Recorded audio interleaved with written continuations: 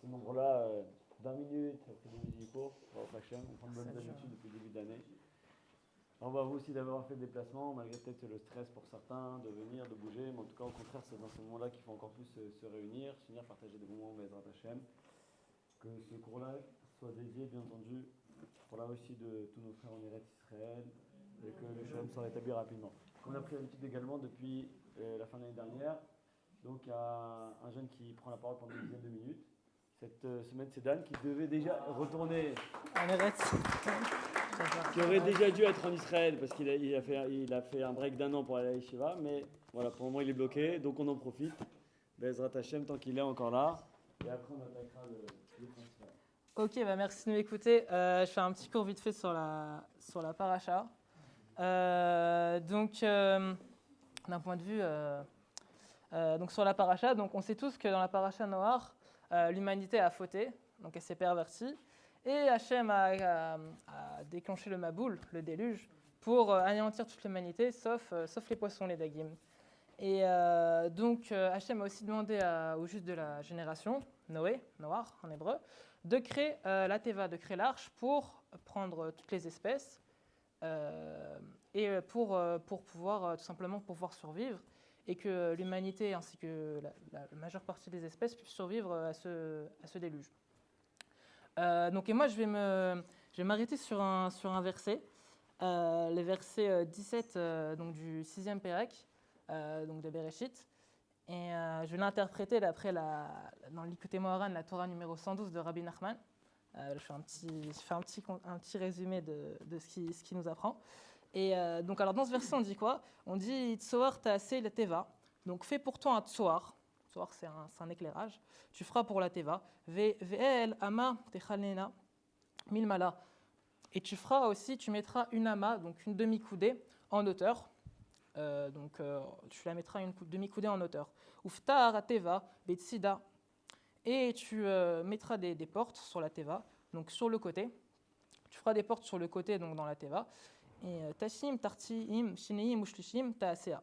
Et tu feras aussi des étages inférieurs, donc 3 étages inférieurs, donc un premier, un deuxième, un troisième. Donc ça, c'est des directives qu'Hachem donne donc à Noé lorsqu'il fait la teva. Donc et là, Rashi, il arrive et il nous dit ce que c'est le tzoar. Il nous dit tzoar, il nous dit yeshomrim chalon. Il y en a qui disent que c'est une fenêtre, un chalon. Et yeshomrim even tova. Et il y en a qui disent que c'est une pierre précieuse. Et cette tzoar, donc soit une chalon ou une pierre précieuse, il permettait donc d'éclairer l'arche. Et en fait, il faut savoir que donc cet éclairage, c'était on va dire l'unique éclairage qu'il y avait à l'époque du déluge, puisqu'en fait, donc comme on voit un peu plus haut dans la paracha, on voit qu'à l'époque, donc il y avait c'était vraiment le Maboul, tout était en désordre, comme le Tohu Bohu au début de la création du monde, avant le premier jour, et il n'y avait ni nuit ni jour. Donc il y avait pas de lumière, quoi. Et donc c'était la seule lumière qu'il y avait dans toute cette obscurité. Et Rabbi Nachman en parle beaucoup. Et en fait, il nous compare du coup la Teva à l'être humain. Puisqu'en fait, il nous dit que l'homme, lorsqu'il se trouve dans une épreuve qui est compliquée, surtout lorsqu'il a fauté, l'homme ou la femme, c'est l'homme en général, l'être humain en général, lorsqu'il a fauté, il se trouve dans une obscurité. Maintenant, il est dans cette obscurité, et face à sa faute, donc il l'a fait plusieurs fois, il n'arrive pas à avoir un lien avec Hachem, parce qu'il se dit, c'est trop dur. Je sais pas, moi, imaginons qu'il ne mangeait pas cachère, et il dit, je kiffe manger des pizzas au restaurant de la place d'à côté. Et il n'arrive pas à s'en sortir. Il pense qu'en fait, il a l'impression qu'il y a une trop grosse distance, il y a vraiment un mur entre lui et Dieu. Il n'arrive pas à faire le pas pour évoluer et s'attacher du coup à ses racines, à son judaïsme, en se rapprochant d'Hachem. Et du coup, donc comment est-ce qu'il peut faire du coup pour vraiment s'adresser à Dieu lorsqu'il est vraiment dans l'obscurité, où il n'arrive même pas à exprimer des prières et il n'arrive pas à exprimer son amour pour Hachem? Comment est-ce qu'il fait pour se rapprocher de lui? Donc Rabbi Nachman nous dit qu'il doit tenter de voir la vérité authentique. Il tente de chercher cette vérité authentique, puisqu'en effet, on voit dans Shabbat, dans la Gemara, dans le Talmud, dans le Daf 55a, on voit donc qu'il y a une partie du Talmud qui dit Romato shel Ekdesh, shel Akadosh Baruch Hu, pardon, Emet. Donc celui-là qui veut le sceau du Saint béni soit-il est la vérité. Donc Hachem, il est lié à la vérité. Et aussi, on voit dans les psaumes, Aori veisheri, que l'Éternel, Hachem, Aori veisheri, que l'Éternel, c'est ma lumière et mon secours. Du coup, on voit d'un côté que Hachem, donc c'est ma lumière, et de l'autre côté que grâce à lui, je peux tenter d'aller vers le Hémet, vers la vérité, qui est en fait la Torah et les Mitzvot. Et donc, grâce à lui, je peux me lier à lui, grâce à la vérité. Et en fait, en réalité, lorsqu'on est dans une situation comme ça, ou une situation compliquée, ça peut être dans la vie en général, ça peut être au boulot, dans le métro, enfin n'importe où, avec des amis, lorsque c'est compliqué, on pense qu'il n'y a pas d'ouverture. Mais en fait, il y a beaucoup d'ouverture, puisqu'il y a un principe qui dit, bon, ça dit le contraire, mais en fait, dans le Menachot, on voit que celui qui veut se rendre impur, le gars, il veut faire, voilà, il a une pulsion, là, il a envie de faire une bêtise, on lui ouvre les portes. Voilà, il a envie de, je sais pas, il a envie de voler un truc dans la rue, tac, et Hachem, on dit que celui qui veut se rendre impur, Hachem, il va l'aider pour lui ouvrir les portes. Il lui ouvre la porte. Mais si on t'ouvre la porte pour aller vers le mal, logiquement, pour revenir, tu as une sortie. Ça, c'est assez intéressant ce qu'il nous dit Rabbi Nachman. Il nous dit qu'on peut t'aider pour aller vers le mal, mais une fois que tu es dans le mal, si tu veux revenir à ta place, tu veux faire tes choix, tu as une sortie. C'est pas que dans un sens, c'est pas unique. Ça, c'est un premier point intéressant. Et maintenant, dans le verset, on voit Tzor ta'asi la teva. Donc, alors, tu feras pour toi donc un éclairage. Donc, on a dit que l'éclairage, c'est la chaîne de vérité, donc des mètres. Et puisqu'en fait, il y a Rashi qui nous dit Yesh omrim, il y en a qui disent que c'est chalon, que c'est une fenêtre.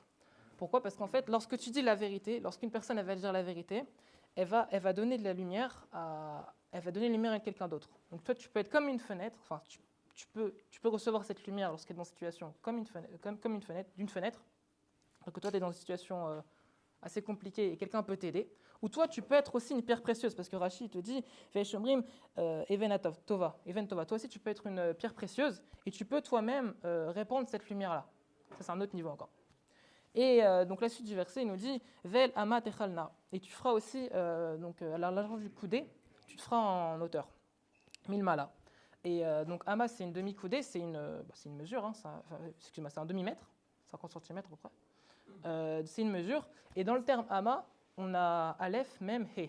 Aleph, c'est comme Esh, le feu. Mem, c'est comme Maïm. Et la gematria, c'est 5. Pourquoi ? Parce qu'en fait, pour nous dire que si tu pries avec une brûlante émotion comme le feu, comme Esh, et que tu déverses tes paroles comme de l'eau, comme le Maïm, eh ben, tu pourras sortir de cette situation. Et en plus, le He, c'est lié aux 5 articulations de la bouche, donc la mâchoire, le haut, le bas, les 2 lèvres et la langue.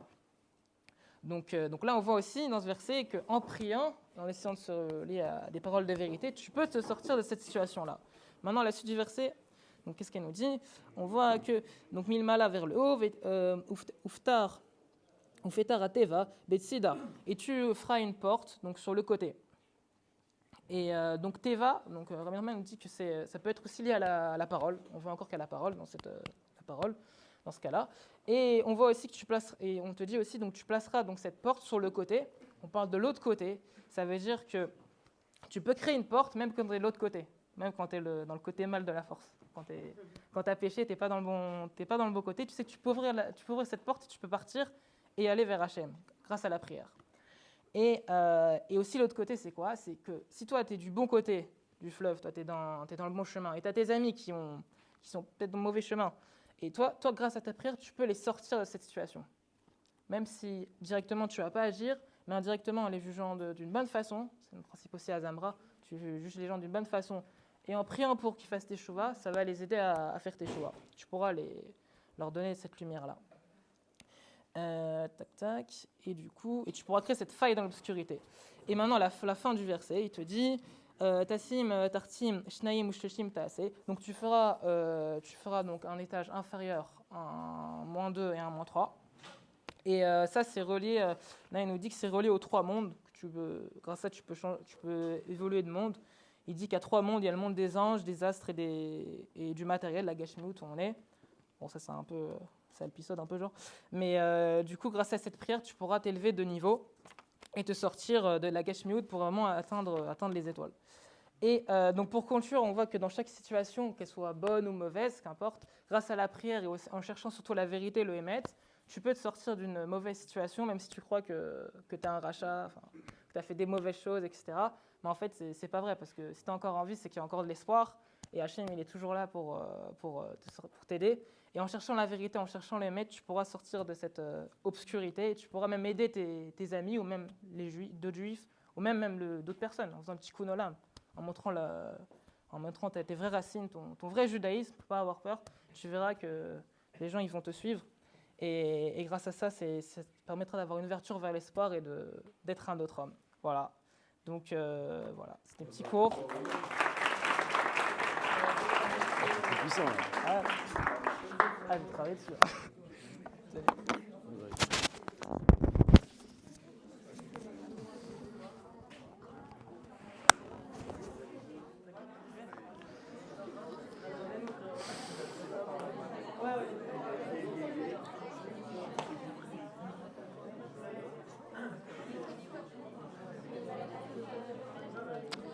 Alors,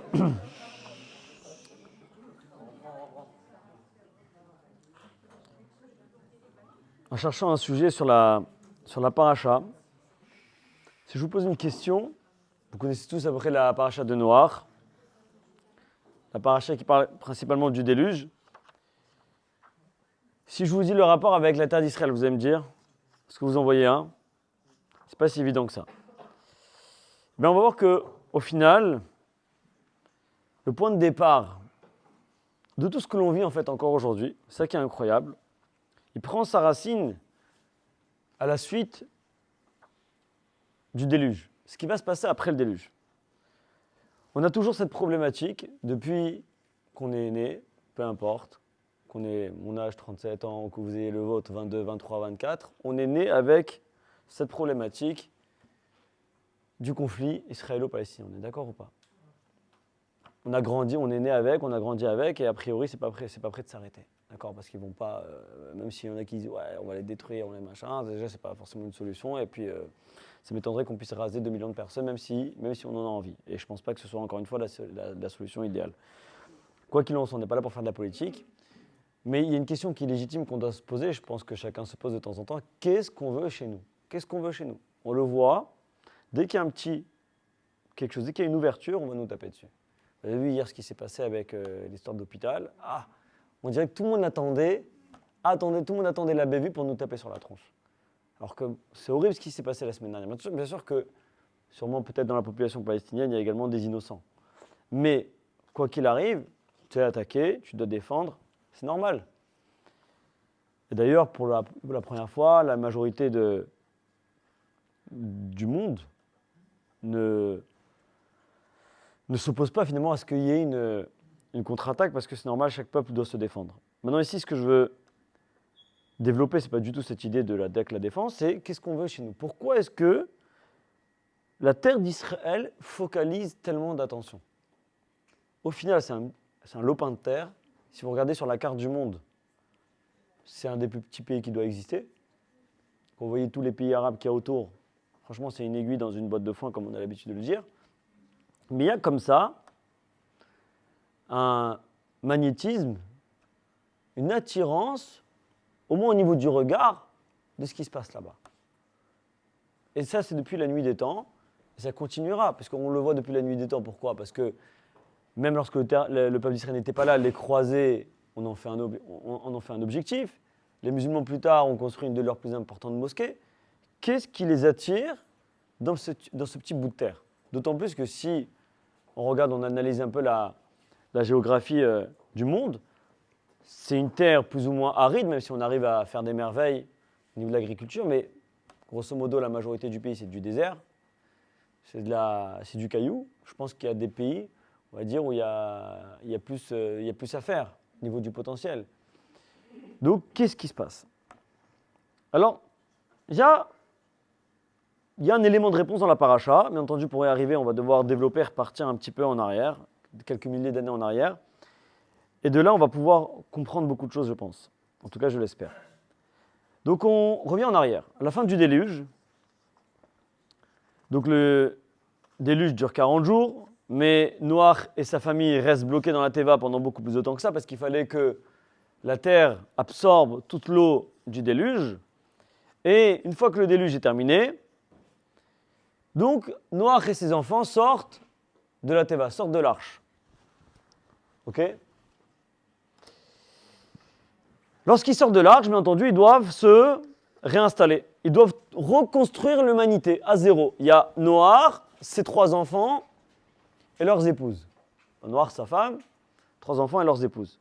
On doit tout rebâtir. Donc bien entendu, vous imaginez bien que le monde est complètement détruit. C'est Tchernobyl, mais sur la planète entière. Il n'y a plus rien. Il n'y a plus rien qui reste. Puisque ce n'est pas que de l'eau. C'est de l'eau mélangée à des éruptions volcaniques. Il ne reste plus rien. Eux, ils doivent repartir. Donc, la Teva, l'arche, se bloque au sommet du mont Ararat, on ouvre les portes de l'arche, et Noach et ses enfants descendent. Et il y a un verset qui nous dit la chose suivante. Vayehi benos am mikedem. Lorsque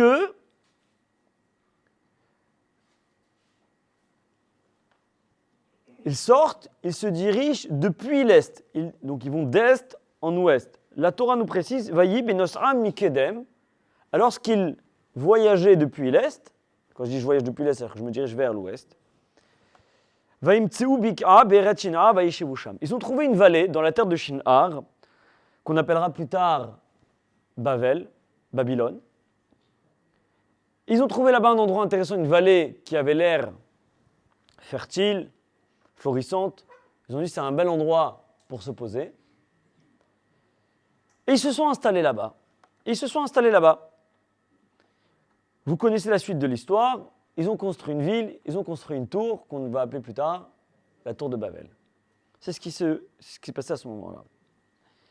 Bien entendu que, historiquement, et même quand vous apprenez cette paracha, lorsque vous êtes enfant, même plus grand adulte, on va parler de la tour de Babel, ce qu'on appelle en hébreu dans la Torah le Dor Haflaga, la génération qui a voulu se séparer de Dieu.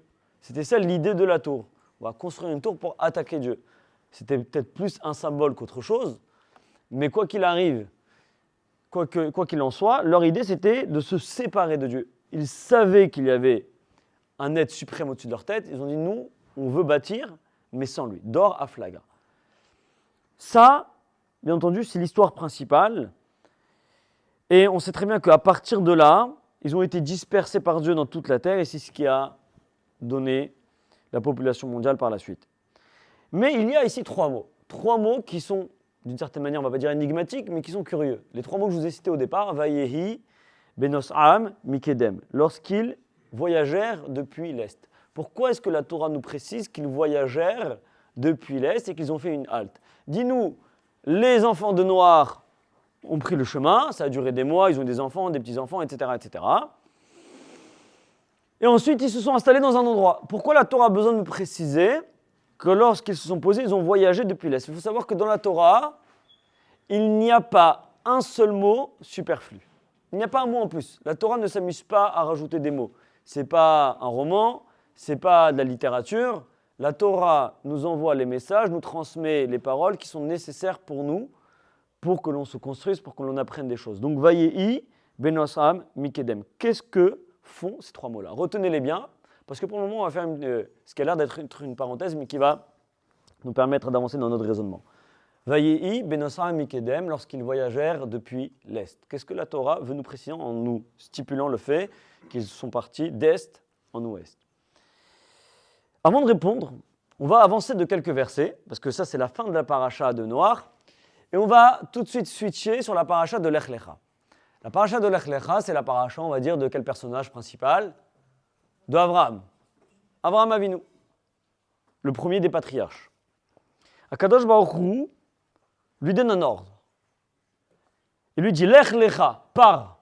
Lech Lecha, va pour toi, va pour bénéfice, va pour ta construction personnelle, il y a besoin que tu bouges. Tu dois quitter Mertzecha ou Mimolatecha ou Mibet Avicha. Tu dois quitter ta terre, l'endroit où tu es né, et la maison de ton père. Rachid donne une explication pourquoi est-ce que Dieu précise à Abraham ces 3 points.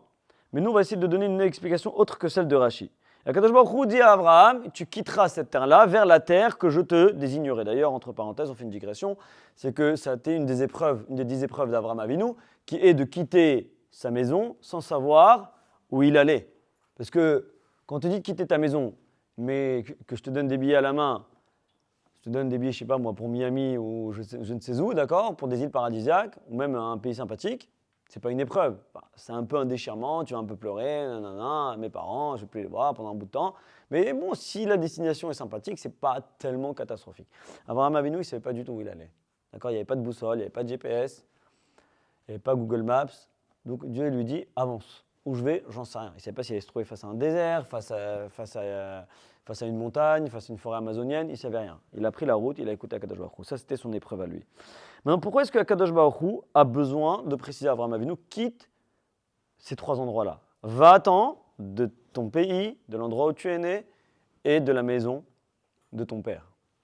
Ça, c'est la première question. On va poser trois questions. D'accord ? Il va falloir que vous les reteniez. Deuxième question. Il y a un midrash, c'est pas un midrash, pardon, c'est une Mishnah dans Pirkei Avot dans la Maxime des Pères, qui dit la chose suivante. Asara Dorot Minoach ad Avram. Il y a 10 générations entre Noach et Avraham Avinu. C'est-à-dire que si on comptabilise le nombre d'ascendants d'Avraham jusqu'à Noach, il y a 10 personnages.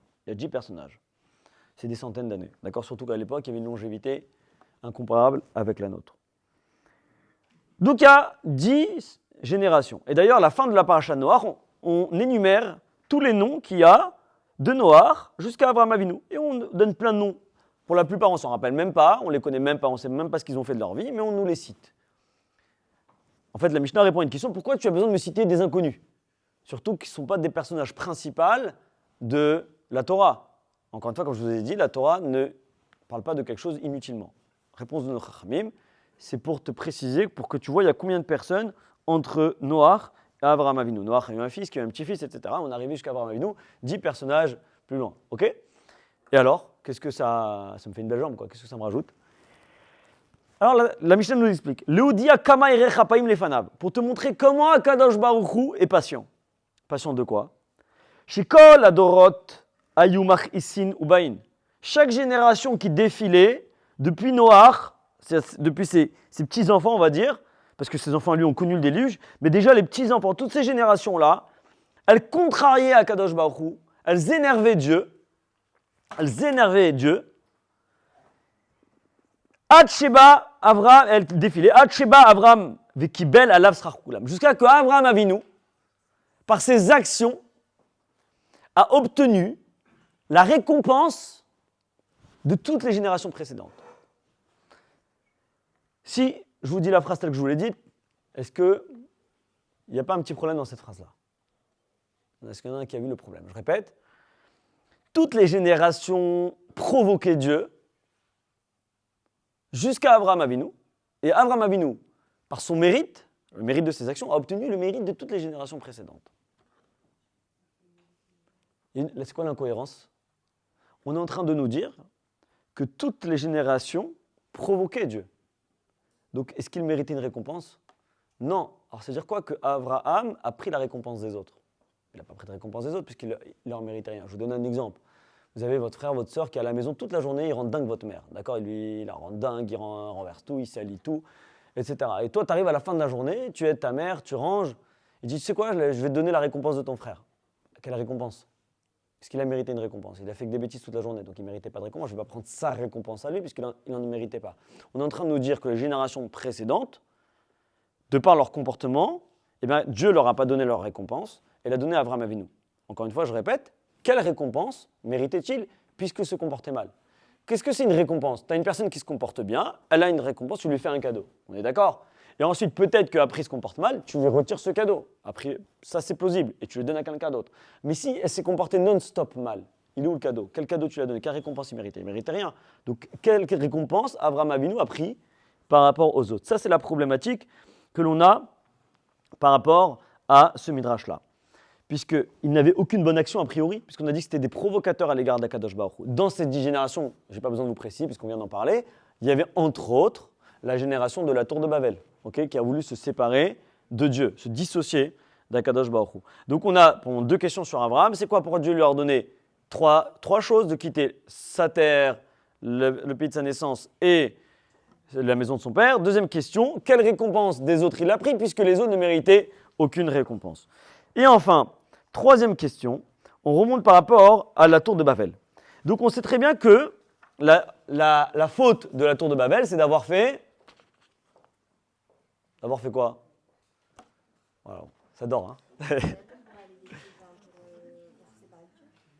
Se séparer de Dieu, mais dans les actes, c'était quoi leur faute au niveau de l'action? D'avoir construire quoi? La tour, bravo. Il y en a qui sont là, au moins. Ok, donc c'était de construire la tour.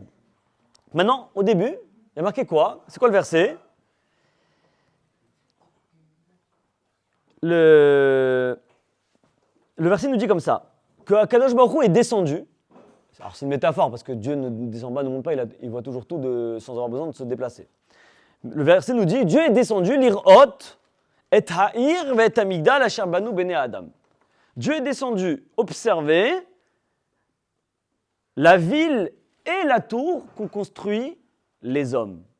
Donc on rembobine le film. Les enfants de Noach descendent, c'est des longs chemins, on est à pied, d'accord, il y a des millénaires, il n'y a pas de route, rien n'est praticable, ça prend du temps. On avance tant bien comme mal, ça prend des dizaines, ce que je vous dis c'est sur des dizaines d'années, hein, c'est pas en 2 jours. C'est pas un vol Paris-Tel Aviv, ok?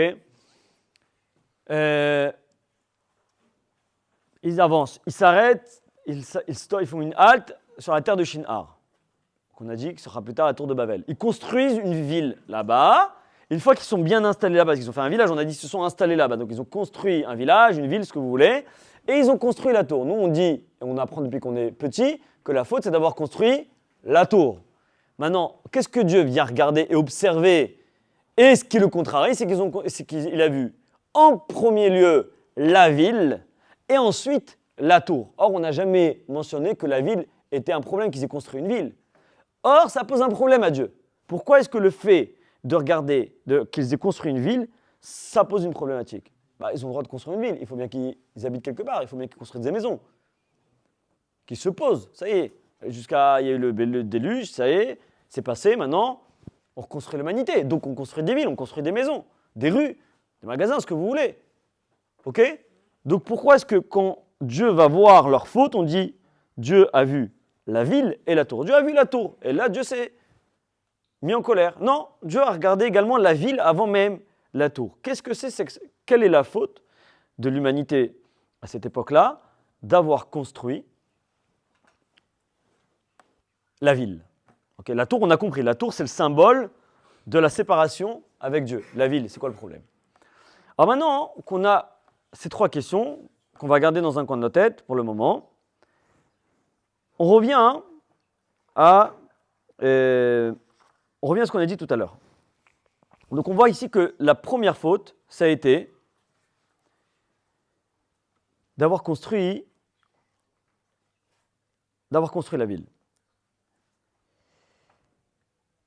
Nous disent nos chachamim, nous disent nos sages que lorsque Lot est sorti de la Teva, lorsque Noach est sorti de la Teva, bien entendu, donc il devait choisir un lieu. Quel devait être ce lieu? C'était de rejoindre la terre d'Israël. Parce que forcément, où est-ce qu'il se trouve? Il se trouve à l'est. Si vous voulez voir ceux qui connaissent un peu la géographie, on est vers l'Iran, l'Irak, toute cette région-là. Et eux vont devoir descendre de là-bas pour faire des centaines de kilomètres pour arriver à Eretz Israël. L'objectif de départ, c'est la terre d'Israël. Ils doivent arriver en terre d'Israël. Exécuter la volonté d'Akadosh Baruch Hu. Que la place de l'humanité, à la création du monde, Akadosh Baruch Hu a un souhait. Que tout commence par la terre d'Israël. Adam Arishon était dans la terre d'Israël. Noach, lui, son objectif, ça doit être, et c'est la volonté d'Hachem, de retourner sur la terre d'Israël. Donc quand ils partent de l'Est, pourquoi on nous précise qu'ils partent de l'Est? Parce que leur voyage partait de l'Est, ils allaient de l'Est en Ouest. Pour rejoindre quoi? La terre d'Israël. Et ça, Noach l'avait bien compris. Donc Noach se met en chemin. Ses enfants et lui savent pertinemment la grandeur et la spécificité de cette terre-là. On dit qu'Akadosh Baruch Hu a créé en premier la terre d'Israël et a étendu ensuite toute la terre ferme pour en faire des continents. Et les continents que l'on a aujourd'hui. Maintenant, qu'est-ce qui va se passer? Encore une fois, ça se passe sur des dizaines d'années. Il y a des naissances, il y a des nouveaux personnages qui apparaissent, qui n'ont pas connu le déluge, qui ont su qu'il y a eu le déluge, mais c'est comme une histoire qu'on raconte à des enfants. Est-ce que c'est une légende? Est-ce que c'est vrai? Mais ils avaient une connaissance, ils avaient une transmission. On doit aller en Eretz Israël. Il y a Dieu, et Dieu nous a ordonné d'aller en Eretz Israël. Ça, c'était ce qu'ils savaient, ça, c'était leur objectif. Et même si Noach n'a pu aller jusqu'au bout des choses, eux savaient, les générations d'après savaient qu'ils devaient continuer ce chemin-là pour atteindre l'objectif final, qui est de construire, de reconstruire l'humanité à partir de la Terre Sainte.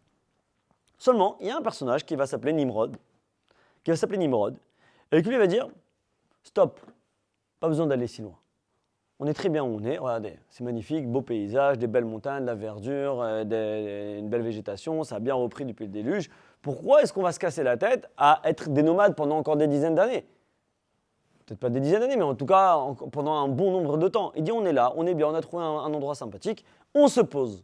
Et c'est ce qui va se passer. Nimrod va entraîner toute la population, et encore une fois, à cette époque-là, la majorité, enfin, la quasi-totalité de l'humanité qui se résumait à peut-être quelques milliers d'hommes, parce que pourquoi je dis quelques milliers d'hommes, ça se reconstruisait facilement, parce que si vous partez du principe qu'à l'époque, ils avaient une espérance de vie de 500 ans, et que je pense qu'il n'y avait pas trop de contraception, et que donc du coup, un homme, il pouvait avoir 500 enfants, et donc ça allait très très vite. Donc c'est pour ça que ça s'est remultiplié de façon aussi incroyable. Donc on est déjà à quelques milliers d'habitants sur la planète Terre. Ok? Non, imaginez le truc, d'accord? Aujourd'hui, les gens, ils craquent avec 2 gosses, ils craquent. D'accord? Bon, chaque génération, sa difficulté. Après, vous allez me dire, là-bas, ils avaient le monde à leur merci. Donc, mais bon, c'était un monde où il fallait quand même, je pense, se battre. Et il fallait se retrousser les manches pour travailler la terre. Donc, en fait, ici, dans cette volonté de Nimrod, de stopper cette route qui a été entreprise par son aïeul Noach, c'est de mettre un terme à l'objectif initial, qui était la volonté d'Akadosh Baruch Hu, d'aller en Eretz Israël. Nimrod dit stop. Comme il y a marqué dans le verset, Vayimasu be'eretz chemda. Shenemar vayi benosam mikedem. Ils ont rejeté la terre désirée. C'est quoi la terre désirée? C'est la terre d'Israël. Eux, ils l'ont rejetée. Où est-ce qu'on le voit? Nous dit le verset, nous dit Vayi benosam mikedem. C'est nos chachamim, nous disent parce qu'ils ont voyagé depuis Mikedem, depuis l'Est. Et pourquoi en utilisant ces mots-là, c'est péjoratif? Parce qu'en fait, on a, avec un autre personnage, c'est pour ça que j'ai parlé de Lot tout à l'heure, plus tard, Lot, pour ceux qui ne le connaissent pas, c'est le neveu d'Avraham Avinu. Et pour Lot, le neveu d'Avraham Avinu, Avraham était trop tzaddik. Son oncle était trop tzaddik, trop prise de tête. On ne peut pas faire de combine, on ne peut pas faire de magouille, on ne peut pas manger à droite, à gauche. Si les champs ne m'appartiennent pas, je ne peux pas laisser mes animaux brouter un peu de l'herbe. Ça le saoule, ça l'embête, il se barre. Marqué que là-bas, Los va Lot Mikedem. Pareil, depuis l'Est, Los, il a voyagé. Donc là-bas, de la même manière que c'était péjoratif à ce sujet-là, pareil, lorsqu'on emploie ces mots-là à propos de la génération de la tour de Babel, c'est également péjoratif. C'est quoi et en quoi c'est péjoratif? C'est parce que justement, ils ont voulu s'éloigner d'Akadosh Baruch Hu. L'objectif de Dieu ne les contentait pas. Ils se sont dit, nous, on veut faire notre vie. On veut faire notre vie. Et après, ils sont montés la tête en se disant qu'il y a le déluge. Le déluge se reproduira forcément à un moment donné. Donc, il faut qu'on combatte Dieu. Et donc, ensuite, ils ont construit la tour. Mais en fait, la tour, si vous préférez, elle est venue dans un second temps. La première faute, ça a été de construire cette ville-là et de dire, stop, je ne suis pas Akadosh Baruch Hu. Je préfère vivre en dehors d'Israël. Donc, leur première faute à eux, ça a été de prendre cette décision, de ne pas continuer le chemin et de rester en Chutz La'aretz. De rester en Chutz La'aretz. Encore une fois, ils avaient la connaissance parfaite des données. C'est pas, ils ne savaient pas, c'est compliqué, il n'y a rien. Aujourd'hui, ce n'est pas la même situation. On a des vies, on est installé. Quand quelqu'un il quitte, quand quelqu'un il change de pays, c'est vraiment une grande difficulté. Eux, ils n'avaient rien. Ils étaient en chemin, c'était des nomades. Donc, qu'est-ce que ça te coûte de continuer le chemin pour accomplir la mission divine? D'autant plus qu'ils avaient une proximité avec Dieu que nous n'avions pas. Si ton arrière-grand-père, c'était Noach et qu'il te raconte qu'il a vécu le déluge, la conviction, elle est quand même plus importante pour eux que pour nous. Bien sûr, on y croit parce que c'est notre Torah, etc. Mais le vécu, la transmission, elle est puissante chez eux. C'est pas n'importe quoi. 3 à 4 générations, les arrière-petits-enfants de Noach, on parle. Non, on veut pas. On s'arrête là. Ça a été leur première faute, s'opposer à Akadosh Baruch Hu. Vient la suite. C'est quoi la suite? Parmi toutes ces familles-là, ils s'installent tous. Ils s'installent tous à Bavel, ce qui va devenir Bavel plus tard. Sauf une famille. Quelle famille? La famille de Terah. La famille de Terah, c'est qui Terah? C'est le père de Abraham. Bien. C'est marqué comme ça, dans la fin de la paracha, Vaikar Terah et Abraham beno, Vaetzu Urkazim. Terah, il a pris son fils Abraham, Lot, etc. Et ils sont partis depuis Urkazim. C'est quoi Urkazim? Urkazim, c'est, le Midrash explique que c'est le lieu où il y a eu la fournaise, dans laquelle Abraham Avinu a été jeté. Pourquoi? Qu'est-ce qui s'est passé? À ce moment-là, le monde veut se trouver d'autres divinités pour se rassurer. C'est le début de l'idolâtrie. On s'oppose à Dieu, c'est très bien. Mais le problème, c'est comment tu vas convaincre des gens que s'opposer à Dieu, c'est une bonne chose sans que ça leur retombe sur la tête. Tu t'opposes à Dieu. Donc à un moment donné, tu vas prendre le revers de la médaille. D'accord? Le revers de la médaille, c'est quoi? C'est que tu n'as plus de protection divine. Tu vas provoquer son courroux. Donc on va inventer des choses qui s'appelleront les idoles, les divinités. Ça peut être le soleil, la lune, ce que vous voulez. Abraham Avinu s'oppose à cela. Il s'oppose à cela déjà avec son père. Il commence avec son père. On dit que son père était un vendeur d'idoles et qu'il cassait les statues dans le magasin de son père. Il s'oppose jusqu'à que Nimrod, qui était le chef de file à l'époque, disait mais qui c'est celui-là qui nous casse tout le travail? Donc on le prend, on le jette. Ils allument une fournaise, ils le jettent. Et là il y a un miracle, il sort indemne de la fournaise. Ça c'est le miracle d'Ur-Kazim. À ce moment-là, Terah, qui était saoulé par son fils depuis des années, de quitter Nimrod, de dire on doit continuer à avancer. C'est pas le but que Dieu avait fixé à notre arrière. Du coup, c'est 10 générations. Maintenant, Abraham Avinu, on est 10 générations plus tard. C'est pas l'objectif que Dieu avait fixé à Noach. C'est pas l'objectif de l'humanité. L'objectif de l'humanité, il réside ailleurs. Il réside sur la terre d'Israël. La Terah, qui est circonspect au départ, parce qu'il dit mais je ne vais pas quitter tout le monde. On ne va pas vivre dans un désert à 3, à 4. C'est dangereux. Il y a des animaux, il y a des brigands. Mais au moment où Abraham est mis en danger et échappe de justesse, enfin, pas de justesse, il n'a pas échappé au danger, mais Dieu a fait un miracle pour qu'il échappe à la fournaise. Là, l'Etarach, il dit, ok, on y va. Alors que lui-même, il s'était arrêté. Mais par la force des choses, par la conviction de son fils, il dit, ok, je prends mes valises et je pars et on continue la mission. Le passage continue et dit, ok, ils avancent. Jusqu'à où? Jusqu'à Haran. Donc, ils sont partis de Eretz Shinar jusqu'à Haran. Et là, à Haran, qu'est-ce qui se passe? Terach meurt. Son père, donc il n'a pas pu aller lui non plus jusqu'au bout de la route. Il n'a pas pu atteindre la destination finale. Abraham, il continue tout seul. Son père est mort, il continue. C'est sa mission. Je continue la route. Jusqu'où? Jusqu'à Eretz Israël. Maintenant, on a posé une question au départ. On a posé surtout deux questions. On a dit, pourquoi est-ce que la Torah a précisé 3 étapes dans la procession plutôt de Abraham Avinu? Qu'Abraham Avinu a quitté sa terre, le pays de sa naissance et la maison de son père. Ça, c'était la première question qui concernait Abraham. La deuxième question, c'était laquelle? La deuxième question, c'était quel mérite a pris Abraham, puisque les générations d'avant étaient des mécréants. Donc tu ne peux pas prendre le mérite de mécréants, de personnes qui ne font rien de leur vie, de personnes qui sont pourries jusqu'à la moelle. Qu'est-ce que tu peux faire de ça? Il n'y a rien à récupérer, il n'y a pas de récompense à récupérer. C'est des gens qui n'ont rien fait de leur vie, qui sont opposés à Dieu. Réponse. Les 3 étapes que Akadosh Baruch Hu mentionne à Abraham Avinu, Mertzecha mimolatecha mibet avecha, correspondent justement aux 3 étapes qui ont eu lieu jusqu'à l'arrivée finale en terre d'Israël. Mertzecha, de ton pays, le pays de départ, c'est quoi? C'est le mont Ararat sur lequel la Teva s'est posée. Dans la procession de l'humanité vers Eretz Israël, il y a eu 3 étapes. Noach est arrivé avec ses enfants. Noach part du mont Ararat pour aller vers la terre d'Israël. Première étape, on quitte Ararat pour aller vers Israël. Ça s'appelle Me'artzecha. Ensuite, Mimolatecha, de la maison où tu es né. Où est-ce qu'est né Abraham Avinu? Dans la terre de Shinar, à Bavel. Deuxième étape, c'est l'étape où ils se sont arrêtés. C'est l'étape numéro 2. Akadosh Baruch Hu a dit, là aussi tu dois quitter cette étape-là, l'endroit où tu es né, c'est-à-dire la terre de Shinar. La maison de ton père, c'est quoi? C'est l'endroit où ton père, au final, s'était installé. Où ça? À Haran. Pour dire qu'à chaque fois, il y a eu des étapes. Mais toi, tu dois aller jusqu'au bout du chemin. Ne t'arrête pas comme tes prédécesseurs en cours de route. Il y a une mission divine depuis la création du monde. Le monde doit être établi autour de la terre d'Israël. Encore une fois, comme je vous ai dit au début, la terre d'Israël, il y a un attrait magnétique de la terre d'Israël pour le monde entier, même ceux qui ne veulent pas y aller, même ceux qui n'ont jamais mis les pieds. Tu as l'impression, tu le vois, que les yeux du monde entier sont tournés vers Israël. Mais pourquoi ? Parce que c'est tout à fait logique. Puisque le but de la création du monde, c'est la terre d'Israël. Quand Akadosh Baruch Hu fait le plan, la cartographie de notre univers, il commence par dessiner la terre d'Israël.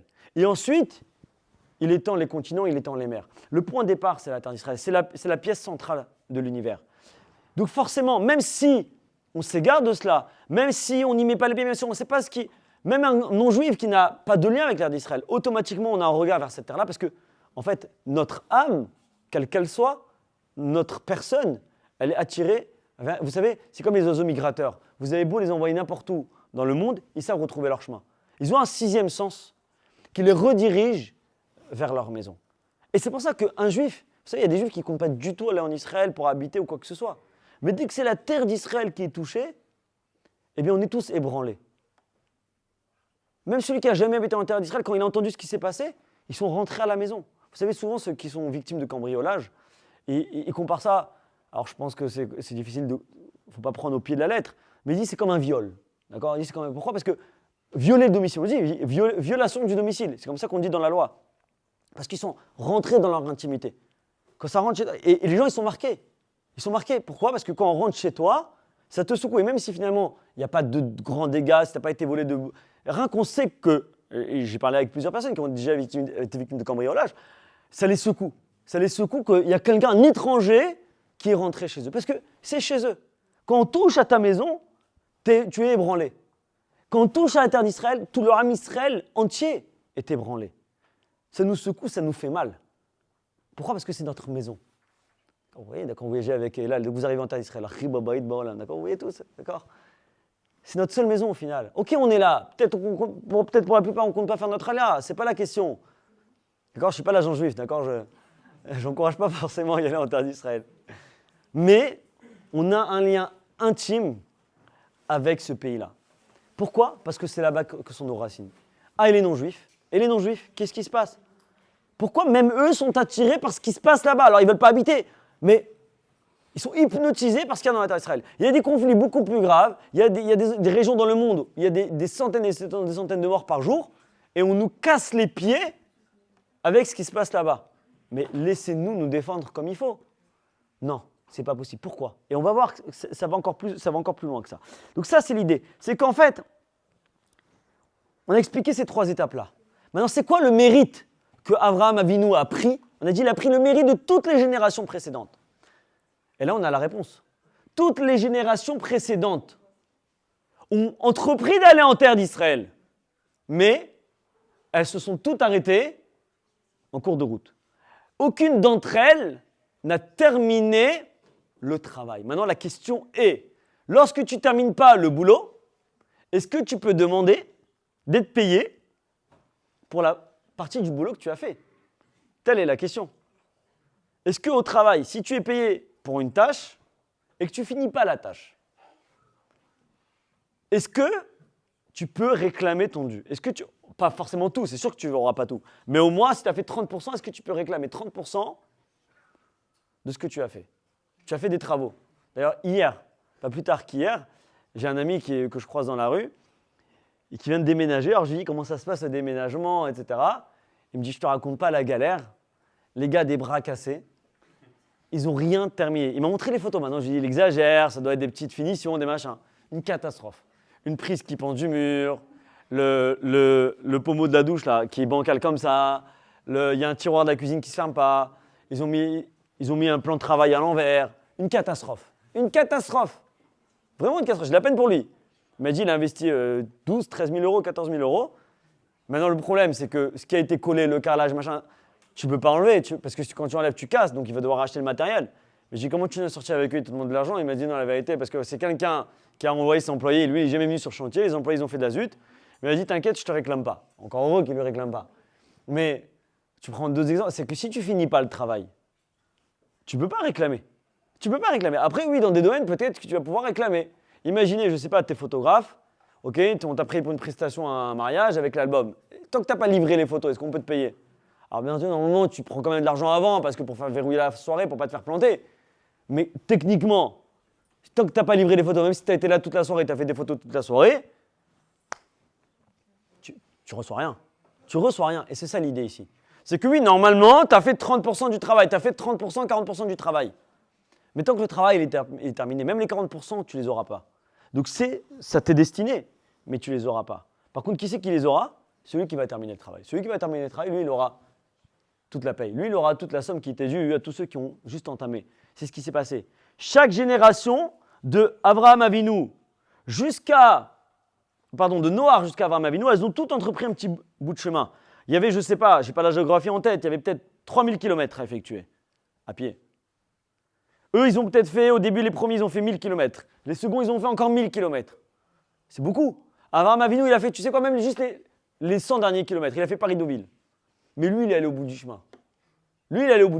Donc lui, il a pris la récompense de 10 générations qui ont juste fait, enfin pas qui ont juste fait, qui ont fait des kilomètres, mais qui ne sont pas allés jusqu'au bout. Parce qu'en fait, on est en train de nous dire tout simplement que tant que tu ne vas pas jusqu'au bout, l'action, elle n'a pas de valeur en soi. Ce qui va déterminer la valeur de ton action, c'est lorsque tu auras complètement terminé ton action. Et c'est une leçon, c'est une parenthèse parce que ce n'est pas le sujet, mais c'est une leçon également pour nous. Que lorsqu'on fait une mitzvah, ce qui compte, c'est d'aller jusqu'au bout de la mitzvah. Après, si tu es empêché par des problèmes extérieurs à toi et que ce n'est pas de ton fait, alors ça se discute. Mais toi, tu entreprends quelque chose. Tu vas jusqu'au bout des choses. Ne t'arrête pas en milieu de chemin lorsque tu entreprends une action. Sinon, tu risques de tout perdre. C'est comme quelqu'un qui veut faire sa prière. Il commence à Amida, il fait les 3 premières bénédictions et il s'arrête. D'accord? Est-ce qu'il a quelque chose? Alors ça dépend. Si la personne elle vient de commencer à prier, elle ne s'est pas encore priée, ça lui prend 10 heures. C'est une autre sujet. Mais quelqu'un qui sait prier, ok? Et qui ne va pas jusqu'au bout. Allez où? Quelqu'un il a fait Shabbat et au milieu de Shabbat, il a coupé le Shabbat. Est-ce que tu as la récompense du Shabbat? Non, le Shabbat c'est une globalité. Tu as cassé ton Shabbat, tu as cassé ton jeûne, tu fais un jeûne, il y a un jeûne, il y a plusieurs jeûnes dans le calendrier, tu fais un jeûne, tu casses ton jeûne au milieu, est-ce que tu as la récompense des premières heures que tu as fait le jeûne? Non. Pourquoi? Parce que la mitzvah, l'ordre, c'est de jeûner la totalité, toute la journée. Donc tu dois aller jusqu'au bout des choses. Alors c'était quoi le projet initial d'Hachem? On a dit que l'objectif, c'était d'aller jusqu'en Eretz Israël. Il faut savoir que, à partir de la faute de Noach, de la génération de la tour de Babel, l'humanité a été divisée en 70 nations. Alors aujourd'hui, il y a plus que 70 pays, mais si on remonte aux origines, on va arriver à 70 origines différentes. Il y a les enfants de Noach. À ce moment-là, ce sont des petits-enfants, des arrière-petits-enfants, c'est une grande famille. Avant la faute, ils étaient unis. À partir de la faute, Akadosh Baruch Hu les divise en 70 parties. Vous avez perdu une spécificité qui est exceptionnelle, de pouvoir avoir un langage commun, de pouvoir entreprendre des choses tous ensemble. Et quand on est tous ensemble, forcément, on évite les guerres, on évite les problèmes, puisqu'on marche tous à l'unisson. Ils ont fauté, Akadosh Baruch Hu les a divisés. C'est quoi l'idée ici? Il y a un passage qui dit dans Parashat Haazinu, Banchel Alion Goïm, alors qu'Akadosh Baruch Hu devait faire hériter la terre aux nations, Bafrido Bene Adam, alors qu'il a été obligé de séparer, de diviser les hommes, les êtres humains, Yatsev Givulot Amim, il a dû mettre des frontières, les mispar Bene Israël, en parallèle du nombre de Bene Israël, en nombre de juifs. Ce verset-là, c'est dans la Parashat Haazinu, c'est à la fin de la Torah, c'est l'avant-dernière paracha de la Torah. Avant-dernière paracha de la Torah, en fait, on fait une allusion. En fait, la Parashat Haazinu, c'est par allusion tout ce qu'il y a eu depuis l'origine de l'humanité jusqu'à l'entrée en terre d'Israël. C'est une sorte de louange de Dieu, où Dieu, en fait, il y a une allusion à tous les événements qui ont amené jusqu'à ce moment présent, où Moshe donne ses dernières directives avant de quitter ce monde-là. Et en fait, ce verset-là est une allusion à l'origine de la séparation de l'humanité en 70 nations. Akadosh Baruch Hu a divisé l'humanité en 70 parties. Pourquoi?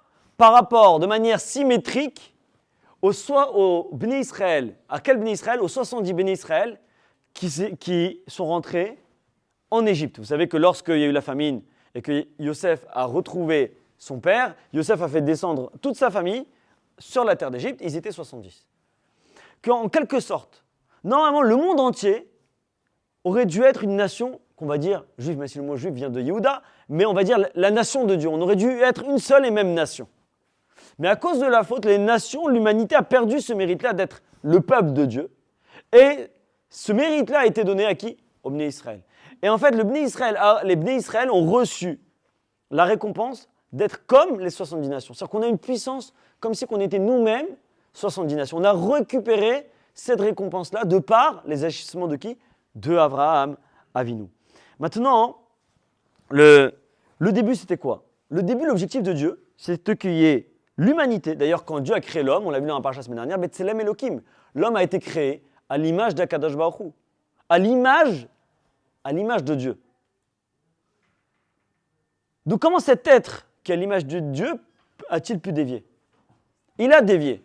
Mais ce qu'il faut comprendre, c'est que normalement, il n'aurait pas dû dévier. Et l'humanité tout entière aurait dû être au service d'Akadosh Baruch Hu, comme le peuple d'Israël est censé l'être de tout temps, depuis la nuit des temps. Ils parlaient tous la même langue. C'est quoi la langue qu'ils parlaient? Le Lashon HaKodesh. La langue la plus exceptionnelle qui soit, la langue de la Kedusha, la langue de la Torah. Ils parlaient tous le Lashon HaKodesh. Normalement, ils auraient dû tous respecter les 613 mitzvot. À partir du moment où il y a cette séparation, il ne leur reste que les 7 lois, les 7 mitzvot Bnei Noach, les 7 mitzvot de ceux qui ne sont pas juifs. Ils ont perdu ce mérite-là. Mais au départ, il y avait ce même pouvoir de faire partie d'un peuple élu et lié à Akadosh Baruch Hu. Maintenant, qu'est-ce qui se joue? Pourquoi est-ce que Akadosh Baruch Hu a désigné la terre d'Israël comme une terre particulière? Parce que tout simplement, il faut comprendre que le monde ne peut pas se passer d'une entité supérieure. Je m'explique. Vous prenez une école. Si elle n'a pas de directeur, est-ce qu'elle peut tourner? Si on dit on est tous égaux, non. S'il n'y a pas de professeur, est-ce que ça peut tourner? Non. On veut nous vendre, le communisme veut nous vendre l'égalité, mais même dans le communisme, il y avait des tyrans qui étaient au-dessus.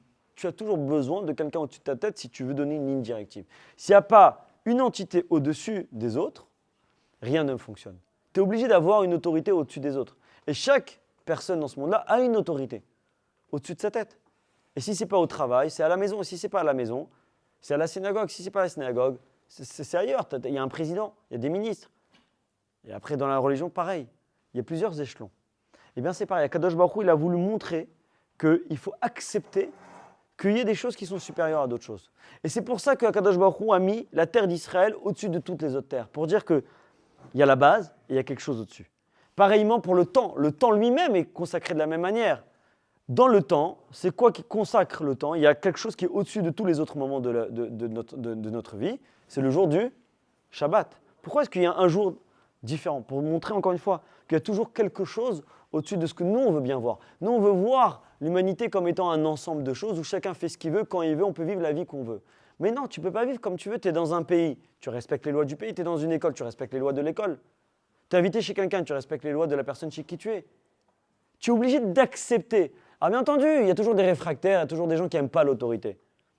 Choisis l'autorité qui est au-dessus de ta tête. Tu n'es pas content dans ce pays, tu vas dans un autre pays. Tu n'es pas content, je ne sais pas, tu n'es pas content de cette école, tu trouves que c'est des tyrans, tu changes d'école. Mais tu dois accepter qu'il y a quelque chose au-dessus de toi. L'humanité est façonnée de cette manière. C'est pour ça que Kadosh Baruch Hu a également montré ça également dans le temps, en montrant le Shabbat, qu'il n'y a pas je vis comme je veux, quand je veux. Non, il y a des moments où tu peux vivre plus ou moins paramétrer ton emploi du temps en fonction de tes envies, et tu as un jour, le jour du Shabbat, où tu ne peux pas faire ce que tu veux. Il y a une terre, tu ne peux pas vivre où tu veux dans l'absolu. Et sur cette terre-là, tu ne peux pas vivre comme tu veux. Maintenant, qu'est-ce qui s'est passé?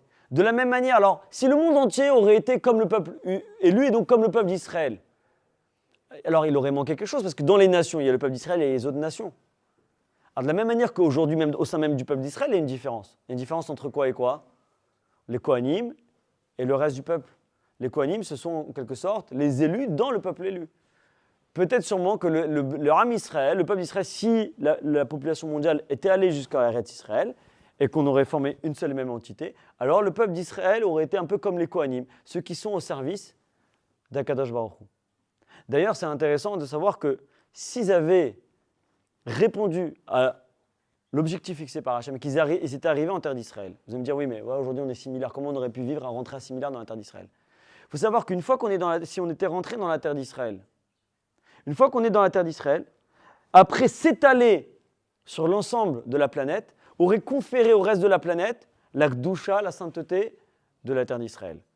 Mais comme l'humanité n'a pas su le faire à cette époque-là, alors elle a perdu cette possibilité-là, donc d'étendre la terre d'Israël. En fait, la Gdusha de la terre d'Israël n'est pas limitée. Elle n'a été limitée que par le comportement de l'individu qui a voulu se détacher de sa source d'origine. La source d'origine de l'être humain, c'est la terre d'Israël. S'ils étaient allés jusqu'à Eretz Israël, s'ils avaient fait les choses dans l'ordre, on va au bout du chemin, et à partir de ce chemin-là, on s'étend, alors là, tu construis de manière positive. De dire non, je construis autour et après j'arriverai sur la terre d'Israël, ça ne marche pas. Et d'ailleurs, c'est pour ça qu'à partir de ce jour-là, le seul moyen d'étendre la Kedusha de la terre d'Israël, c'est par les conquêtes du roi d'Israël, de la lignée de David Améler. Quand il y avait les rois d'Israël, quand le roi d'Israël allait à la conquête, arrivait à conquérir un pays, alors ce pays-là devenait également Eretz Israël et avait la Kedusha de la terre d'Israël. Mais ça passe que par le combat. À partir du moment où on n'a pas su le faire de manière passive, alors on est obligé d'aller au combat pour étendre finalement la grandeur d'Akadosh Baruch Hu dans ce monde-là et la Kedusha qui va avec. Parce que faire les choses à l'envers, en d'autres termes, ça ne marche jamais. Eux, ils ont voulu dire, on fait les choses à notre manière, on avance à notre rythme. Et quand on y arrivera, on y arrivera. Mais ça ne marche pas comme ça la vie. C'est comme un mariage.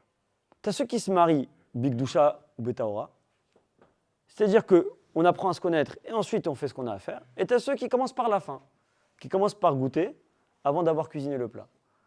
C'est quoi? Ça ne peut pas tenir. Tu ne construis pas ça. Ça peut tenir, mais c'est compliqué. Tu ne construis pas sur la Kedusha, tu ne construis pas sur de bonnes bases. Tu ne peux pas construire les choses. C'est comme si tu commençais ta vie d'étudiant en commençant par les examens et tu dis après le reste de l'année, je vais apprendre. Je vais commencer le permis de conduire par passer l'examen du permis de conduire et ensuite je ferai des heures de conduite. Il y en a comme ça. Il y en a qui achètent une place, ils disent je tente et après une fois que j'aurai mon permis, sur la route je vais me faire la main. Tu vois, 2-3 morts sur le passage, mais c'est pas grave. Il faut se faire la main. Ça ne marche pas comme ça. Quand tu construis les choses à l'envers, les choses elles sont bancales. Les choses s'écroulent. Maintenant, qu'est-ce qui s'est passé? En fait, Nimrod, lui, il a été contre ça. Quand il s'est dit, mais moi, je n'ai pas envie d'être Israël par rapport au Kohanim. Je n'ai pas envie d'être un des sujets de Dieu. J'ai envie d'être la chose principale. Donc, il s'est opposé à Dieu. Pourquoi il a construit la ville et la tour? La ville, c'est quoi? On a dit au départ, et là on répond à la question de base, une des questions qu'on a posées au départ, c'est de dire pourquoi est-ce que Dieu est parti voir la ville? On a dit la faute c'est la tour. Non, la première faute c'est la ville. C'est la première prise de décision qui a été de s'arrêter et de s'installer, ça a été ça leur première faute. C'est quoi la ville et la tour qu'ils ont construit? La ville que Nimrod a fait construire, c'est en opposition à Yerushalayim. Et la tour qu'il a fait construire, c'est en opposition à ce que nous on appelle la tour de David, mais pas juste les pierres, le symbole que représente la tour de David, c'est-à-dire s'élever contre le pouvoir qui allait être octroyé plus tard à David Améler et à tous ses descendants. Et comme en fait, ils sont opposés à quoi? Ils sont opposés en fait au symbole que représentait la terre d'Israël, qu'il y a une entité au-dessus des autres. Il y a une entité au-dessus de toute l'humanité. Ils sont opposés à ça. Alors, Akadosh Baruch Hu, il a dit, je vais vous enlever la spécificité du Lashon HaKodesh. Je vais vous diviser. Ce qui aurait pu faire votre force, ce qui vous fatigue, c'est quoi? Qu'il y ait Dieu et que tout doit converger vers Dieu. Ça vous embête? Eh bien, du coup, je vais vous diviser. Vous ne vouliez pas l'unité autour de Dieu?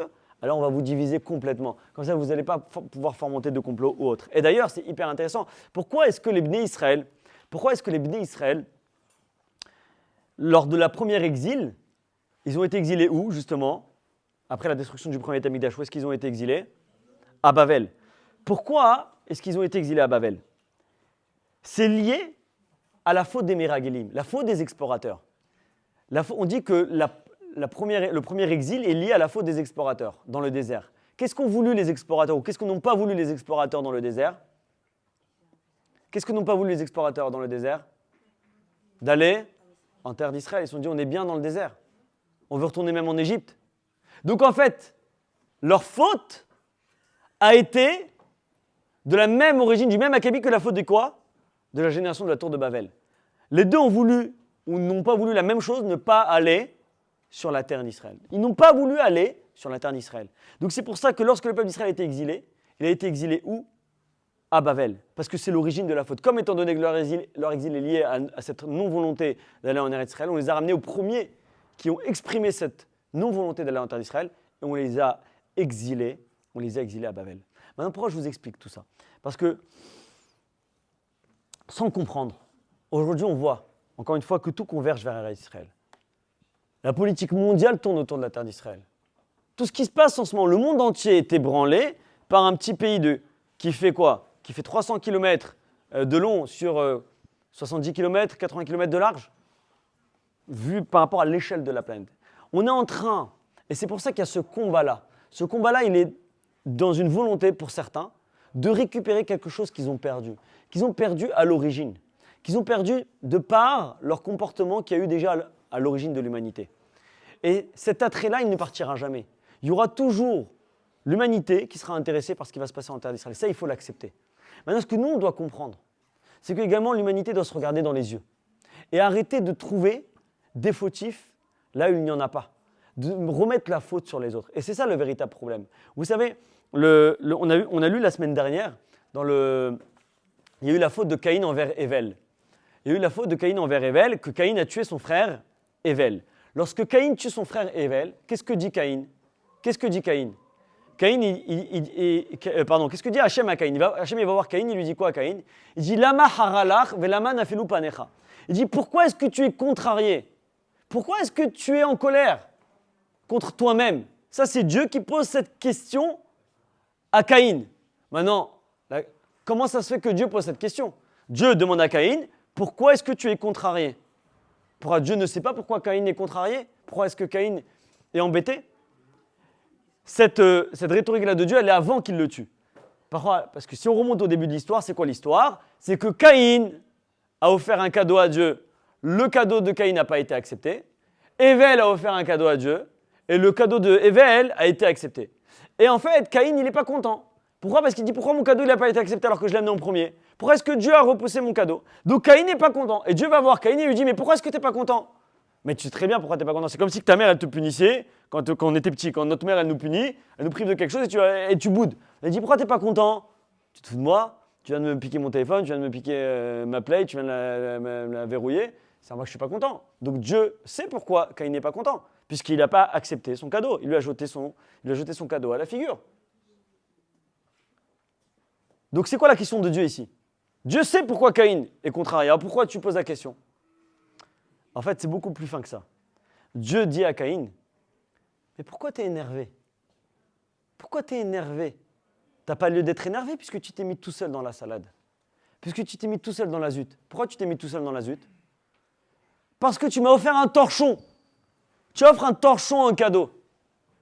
Tu viens, d'accord, tu fais ta demande de mariage et tu offres un bouquet de roses fanées. D'accord? Elles sont mortes, les roses. Elles sont plus roses, elles sont marron. D'accord? Tu prends le bouquet, tu l'envoies à la tête de ton copain. On est d'accord. Maintenant, lui, il n'est pas content. Ouais, tu m'as renvoyé mon cadeau dans la tête. Pourquoi je t'ai amené un bouquet de fleurs? Tu te moques de moi. Pourquoi tu n'es pas content? Tu n'as qu'à t'en prendre à toi-même. C'est comme vous savez, des fois, il y a des gens qui nous énervent. Il y a des gens qui nous énervent, ils nous mettent en rogne. Et après, on leur fait la tête. On est d'accord? On leur fait la tête. Ils nous ont fait mal, ils nous ont embêtés, ils nous ont insultés, on leur fait la tête. Après, comme tu ne leur parles pas pendant 2 semaines, ils t'envoient un SMS où ils t'appellent. Mais pourquoi est-ce que tu es vénère? Je comprends pas. Ça va, tu n'es pas obligé de faire la tête. Ça va, tu exagères. Qu'est-ce que tu fais? Au lieu de te poser la question pourquoi l'autre il te fait la tête, tu vas remettre c'est toi qui exagères. Toujours l'autre qui exagère, alors qu'en fait, au final, c'est toi qui l'as mis dans cet état. Akadosh Baruch Hu, il dit à Caïn, il dit mais pourquoi tu es contrarié? Tu t'es mis tout seul dans la zute. Donc s'il y a une personne en qui tu dois avoir des reproches à faire, c'est envers toi-même. Vers qui tu dois être énervé? Tu dois être énervé envers toi-même. Mais non, Caïn, il ne veut pas être énervé envers lui-même. Caïn, il ne veut pas regarder que c'est lui l'origine de la faute. Donc il s'énerve. Contre qui? Contre Hachem. On voit la même histoire avec qui? Avec les frères de Yosef. Les frères de Yosef ont vendu Yosef. Des années plus tard, ils vont en Égypte. Ils ne savent pas que c'est Yosef, ils vont acheter du blé parce qu'il y a la famine. Yosef leur remet l'argent dans les sacs de blé. Ils prennent la route, ils font une halte sur la route, ils ouvrent leur sac de blé. Qu'est-ce qu'ils trouvent alors en ouvrant leur sac de blé? Ils trouvent leur argent. D'accord? Il y a un taux de réactivité proche du néant, mais c'est pas grave, c'est à cause parce que vous devez sûrement avoir faim. Ils trouvent leur argent. Il y en a qui prient que je m'étouffe pour qu'ils puissent aller manger. Personne n'a dit Chazé Shalom. Hein. Mais ils ouvrent leur sac, il y a l'argent. Et qu'est-ce qu'ils disent? C'est quoi leur réaction quand ils trouvent l'argent? Parce qu'ils ont compris qu'il y a un problème. Ils ont compris qu'on va leur tomber dessus en Égypte parce qu'ils ont volé de l'argent, sûrement. On va les accuser d'avoir volé de l'argent. Qu'est-ce qu'ils disent? Mazot, Asa Elohim Lanu. Qu'est-ce que Dieu nous a fait? C'est quoi qu'est-ce que Dieu nous a fait? Ça veut dire quoi? Qu'est-ce que Dieu nous a fait? Attends. Déjà, premièrement, si tu te rends compte que 2 jours plus tard, de ce qu'il y a dans ton sac, c'est que quand tu as acheté ta marchandise, tu n'as même pas vérifié ce qu'il y avait dedans. Déjà, rien que dans le business, tu es à côté de la plaque.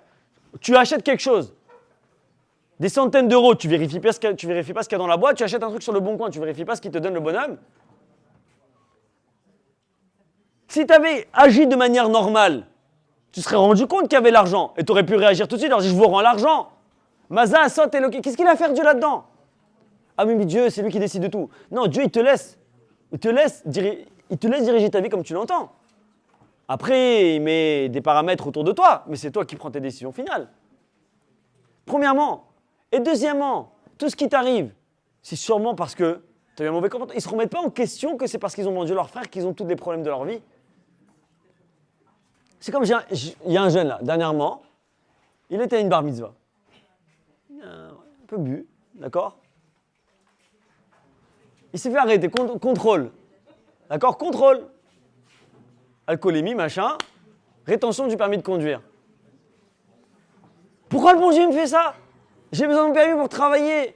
Je dois aller en province, le gars il fait voilà, de la Pâque, ce que vous voulez, j'en sais rien. J'ai besoin de permis. Pourquoi le bon Dieu m'a envoyé ça? Pourtant je fais Shabbat, pourtant je fais ça. Attends. Qu'est-ce que Dieu a à voir l'affaire là-dedans? C'est-à-dire que tu peux t'en prendre qu'à toi-même. Réfléchis avant d'agir. Réfléchis avant de prendre le volant. Et ainsi, dans notre vie, il y en a qui ratent leurs examens. Finalement, à la fin de l'année, ils disent « Ouais, le bon Dieu n'est pas de mon côté, pourtant j'ai prié, j'ai allumé 48 bougies, j'ai fait 46 dons. D'accord, j'ai fait le jeûne de la parole, le jeûne de la bouffe, le jeûne de tout, d'accord? Le jeûne des habits, je sais pas, j'ai pas fait de magasin pendant 3 semaines. J'ai fait le jeûne de tout, d'accord? Le jeûne de téléphone, j'ai raté. Mais au lieu de te dire qu'est-ce que Dieu te veut, pourquoi tu attends les 3 dernières semaines pour commencer à réviser? Dieu, il n'a rien à voir à faire là-dedans. Ce n'est que la conséquence de ton comportement, de tes agissements, de tes prises de décision dans ta vie. Et c'est ça que l'être humain doit comprendre. C'est que dans la plupart, bien sûr, des fois, on peut être victime de certaines situations. Mais la majeure partie du temps, nous n'avons que le résultat de ce que nous avons mis en place dans notre vie. Quelqu'un, il casse 3 semaines avant le mariage. Pourquoi ce Dieu m'a fait ça? Mais tu n'aurais pas pu réfléchir avant de choisir le gars. Il a fallu attendre 3 semaines avant le mariage pour que tu te rends compte que c'était un abruti, un bras cassé.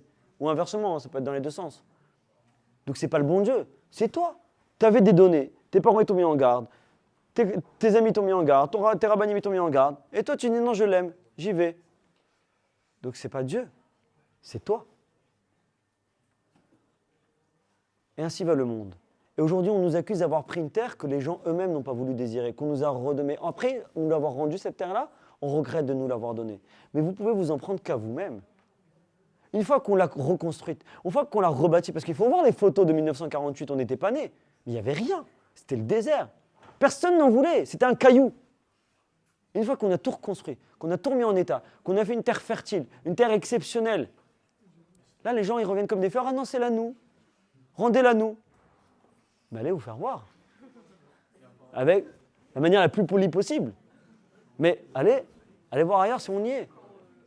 Et cette faute-là, elle remonte à quoi? À Nimrod. À Nimrod qui n'a pas su aller au bout du chemin et qui, après des milliers d'années, les répercussions, elles sont là. Que les gens, ils la veulent parce qu'ils savent que c'est le destin de l'humanité, mais aujourd'hui, elle est intouchable. Alors, Bezrat Hashem, que Kadosh Baruch Hu nous donne cette chance d'aller tous un jour à Yerushalayim avec le Mashiach, qu'il nous libère du joug des nations, Bezrat Hashem, et qu'il y ait très rapidement le Shalom en Eretz Israël.